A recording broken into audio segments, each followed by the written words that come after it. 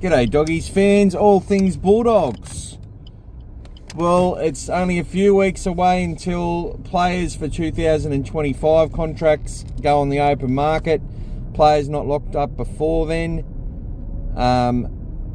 Essentially there for the taking.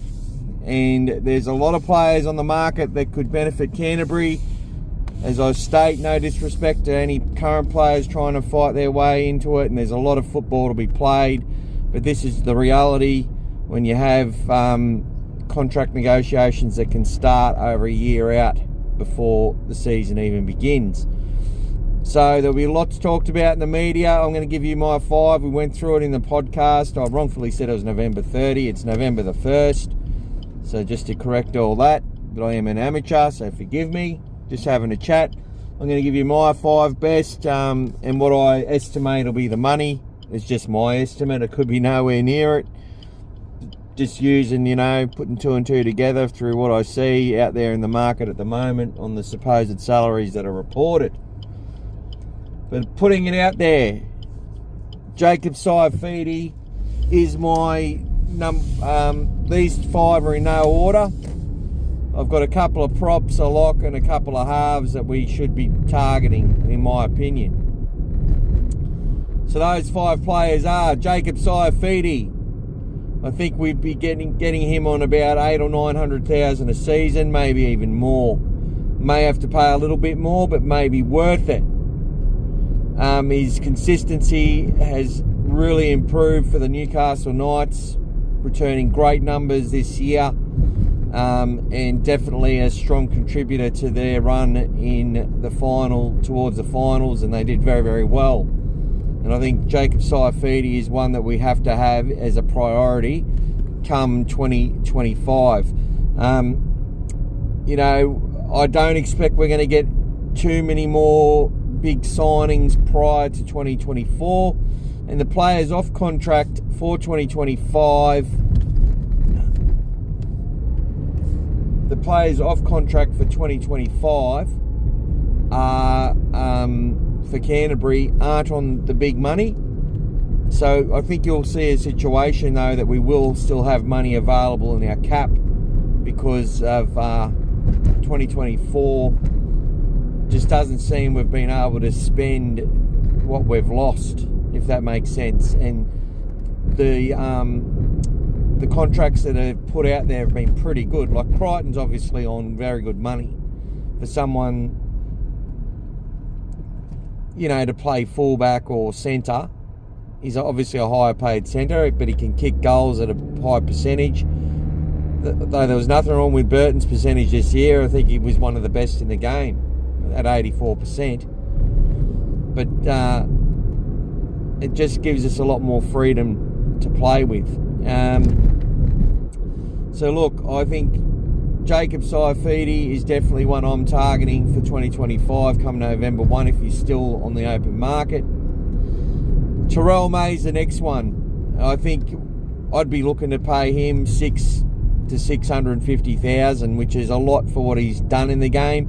But what he showed in the finals as a young forward is that he could lift his game when required for that club.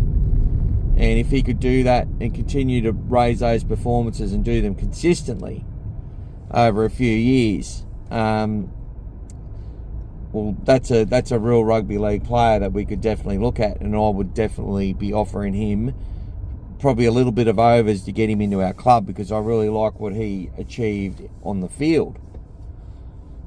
The other one for me is Josh Curran. He's another one you'd be looking at $500,000 to bring him across to the club. If you could get him on 1.5 over 3 years, something like that. Not too sure what he's currently on. I don't think he's on that much money. But he'd be one that could probably get an upgrade. 400,000 to 500,000 a year, I think, would be fair. He's used with a lot of impact. He had some games, he can play 80 minutes and will play 80 minutes. But a lot of his games are off the bench and providing impact for 25, 30 minutes. And he will sit there and tackle if required, and goes for big hits and tries to make things, tries to provide that impact. but I think he's also a player with a lot of upside and potential to do things over 80 minutes. And there we go. They're the players that I would definitely look at, especially across the forwards. Now, the halves. This may be a surprising one for some people, but I really like Cody Nikorima. His stats this year were fantastic. He's played in big games. He's played internationals. He's played grand finals. And unlike Milford, he has actually got close to his best form back on the paddock. And that's a player that I just like what he brings to a side. You can play him in the halves. You can use his experience. He'll still only be, 30 years old by the time he comes available off contract at the Dolphins. And one that I think you could get for $400,000 or $500,000 a year. If he has another good year this year, though, I'm sure he's on nowhere near that money at the Dolphins. Now, if we're going to sit there and offer him $400,000 or $500,000 a year, based on what he did this year, I'll tell you what, I think it's a good buy. I really do. I'd offer him a 2-year contract on $400,000 or $500,000, and he's coming to the Dogs to help bring the new kids through. The other player that I would definitely be looking at is Luke Metcalf. I think he can play halfback. He's got a lot of talent, and he showcased that this year. He's quick. He can kick. He can do it all. And I think I do think that the Warriors will sew him up though in a couple of weeks. I think he'll be a done deal and extended, and they'll want to keep him in their system for when Sean Johnson pulls the pin. So him, just like Ezra Mann, I think are going to be very hard to get. But in saying that, if he's available, he's definitely my target. The stand-ins for those top 5, if we can't get those players, as your marquee forward, Toby Rudolph or Braden Hamlin-Uele, would be looking to pay similar money, whatever it takes to get one of these talented big boys who know what it's like to play in the big games, who've been doing a good job holding up the middle, who tackle hard, run hard, defend hard. These players are the ones where it all starts, and I'd look at either of those two as one of the props to bring to the club. And the other one, if we couldn't get a Terrell May, I'd be definitely looking at a Shaq Mitchell. I think he's one that you could pick up fairly cheaply. I think you've got to pay a little bit of overs for all of them to get them away from where they are. But I think there's upside there. Now, Shaq is a late bloomer. I think he had a bit of a disrupted start to his career as a football player, but he's got his life on track, got his game on track, and I expect to see him play more and more minutes and do more and more on the field. And I'd be wondering if he would be, I just don't even know if there's a desire to play anywhere but Souths and with his brother, but I would definitely entertain it. And I think he's got a lot of skill. He's a big boy, and I really like what I see. I think he can do a lot of damage. He passes the ball real well too. I just think he's got a bit of class about him, this Shaq Mitchell, and I'd definitely entertain him as well on a not too much money, $300,000 or $400,000 a year is what I'd offer him for a couple of years, and let him have the opportunity to get a big deal after that. You know what I mean? If he shows he can do it. I'm sure he's on close to minimum at the moment. In the halves, obviously you got your Tom Deardens and your Jerome Luai. I think Luai is going to be linked to the Dogs on a $1 to $1.2 million deal, $300,000 or $400,000 more than what he can get where he is.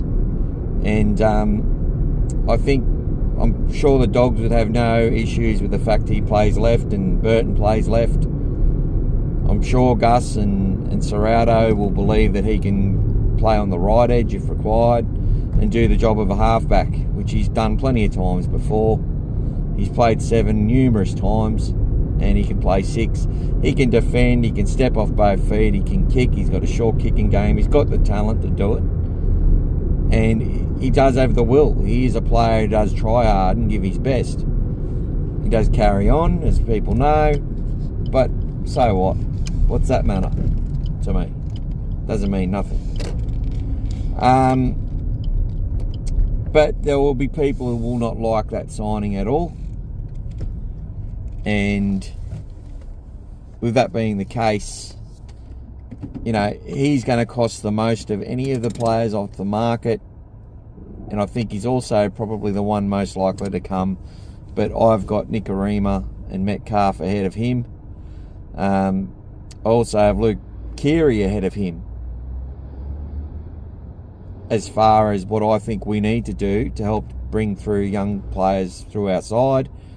And I'm not sure if we'll get more out of Luai than we would get out of a Luke Keary for the next couple of years anyway, until some of these juniors have gone through. And obviously you've got the likes of Sexton and Taff and Bailey Biondioto, Joey O'Neill and numerous others coming through. So for me, I would be wanting to get an experienced player that's probably only got a couple of years in them,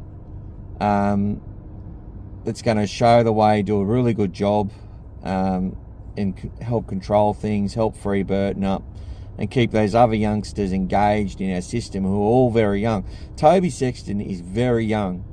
Burton is still young. He's only 23. You know, Toby's only 21 or 22. Bailey's only 21 or 22. These kids are all young. Joey O'Neill's, 18 or 19. They're just kids. So to bring in a player of great experience like a Nikorima or a Keary is essential, I think, to get someone into our club to show the way for those guys. And it's always worked well for Canterbury, bringing in that mentor into the team as you develop the others through. They brought Stewart in, who helped a lot with Brent Sherwin. You brought in, Brett Kamali at the end of his career did a good job. These players really help with the new players coming through the system. So I think it's a good idea to do that, and I like that idea. So for me, Luai just poses questions on certain things, and we just have to see how it all goes, how it all plays out. But so for me, I'm looking at Nikorima and Metcalf. If you can't get a Nikorima, I'll be looking at a Luke Keary and a Tom Dearden. If you can't get a Metcalf, they're the players that I'd be looking at first. Jerome Luai, if we get him, I'd welcome him with open arms. He's going to cost probably the same as all those players combined that I've mentioned, the two players. If we go with a Nikorima and a Metcalf, I think you get both of them for probably 1.2, 1.3 million, whereas Luai's probably going to cost that on his own, between 1 and 1.2. So yeah, as far as salary cap and about developing the juniors coming through, I really like the idea of a Nikorima or a Keary and a Metcalf or a Dearden, because they're both still very young, them players themselves, but they have a lot of class, and you can see that they've got class in abundance, those kids. We're not going to get the Ezra Mam. It looks very unlikely, so they're the players I'd look at. Tell me your thoughts. I'm sure the likes of Terrell May and Shaq Mitchell and Nikorima probably weren't players that people are thinking too heavily about, but I think looking at them, they've got a lot of upside. The premier props in the game seem to be signed up at the moment, but for me, Jacob Saifidi, or if you can get his brother Daniel as well, who comes off the year later, but apparently he's already been shopped around and linked to us. I'd happily take both of those two. They're going to add to our squad, and they're going to bring the best out of other players as well. A Max King does a better job when he's got better forwards around him. This is what people need to understand. And hopefully Max King gets to a level where he makes other players better around him, and that's where they've got to get to. That's the where it's got to be. That's where they've got to aim. That's what's got to happen. Anyway, guys, thanks for listening. They're my players and the ones that I would pick. My top 5, and then there's the stand-ins if we can't get those. Hopefully, all of them will be on the market, and we'll make a signings pretty early in the year and know who's coming, and have our top 30 worked out a long way before the end of the 2024 season. It's probably not going to happen, but if we get into that position, we start to then become a club which can do things. The clubs that don't have their top 30 sorted, anywhere near sorted, are the teams generally struggling a lot. So that's us right now. We need to get it sorted. Cheers, guys.